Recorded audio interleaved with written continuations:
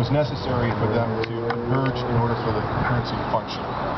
What in fact happened over the first 10 years of the Eurozone is that various countries violated that target. And the biggest violator of all was Germany. Germany had the lowest inflation rate over that 10-year period. And the way that it accomplished that was by suppressing the wages of its workers. It told its workers that in order for us to be able to compete with countries like China, which has a very large, cheap pool of labor, you're going to have to accept constraints on your wages. And if you do that, it means that there will be more employment for Germans in the longer term. What they didn't tell the German workers is that if they didn't enter into trade agreements with countries that had no protection for labor, then this problem wouldn't be confronting the working class in Germany. But that's what was said, that's what was accepted, and as a result, German wages grew substantially slower than the wages of other countries in the Eurozone, particularly those in the periphery. And this created a huge problem for the countries in the periphery. Their products became much less competitive with those of German products. It wasn't because German products were better made. It wasn't because the workers were more productive. It's because the labor was cheaper and cheaper relative to labor in South and other parts of the Eurozone, including France. And so this created a huge imbalance, and Germany began to amass an enormous surplus, which was largely being derived from other European countries. And rather than do what is done in other currency unions like Canada and the United States, where the surplus is recycled, which means that the poor parts of the currency union receive money from the richer parts of the currency union, Germany insisted on keeping all of its surplus. And this created a crisis.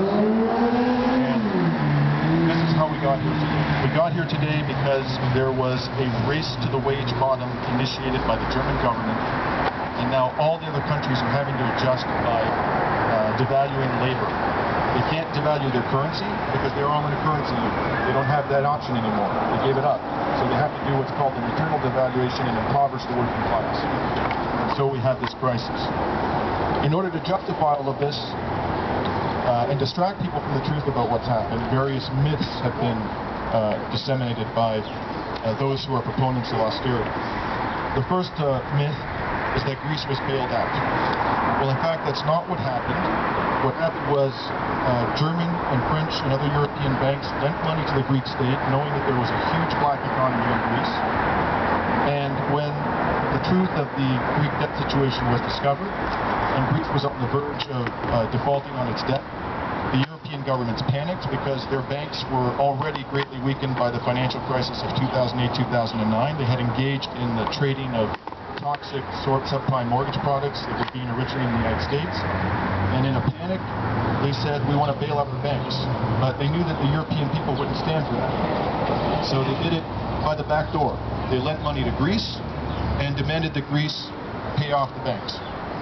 Greece was used as a conduit for a bailout of European banks because the people of Europe would never have stood for that if it had been done explicitly. So that's the first myth. Greece was not bailed out. Another myth, the Greek pension system is rich. It's true that the Greek pension expenditure as a percentage of GDP is higher than any other state in the Eurozone. Yes, that's correct. But there are several reasons for that. One of which is that the Greek economy has contracted by 25%, which is unprecedented for a developed country in peacetime. So yes, the percentage of pension spending has gone up as a proportion of GDP because GDP has shrunk radically.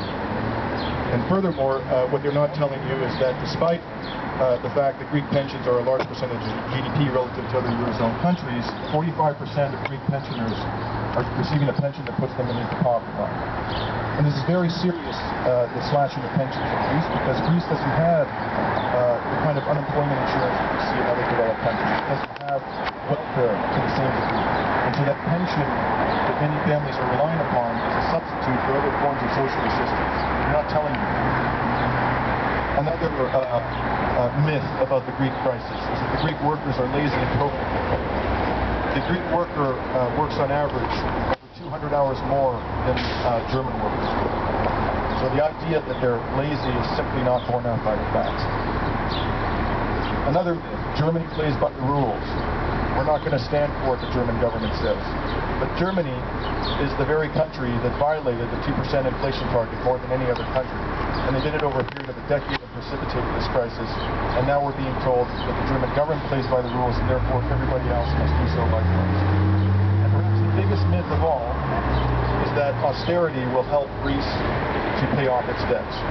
In fact, the precise opposite has happened. In 2010, when austerity was begun, the debt-to-GDP ratio was 120%, and economists use this as a measure of a country's ability to pay its debt. It's widely accepted.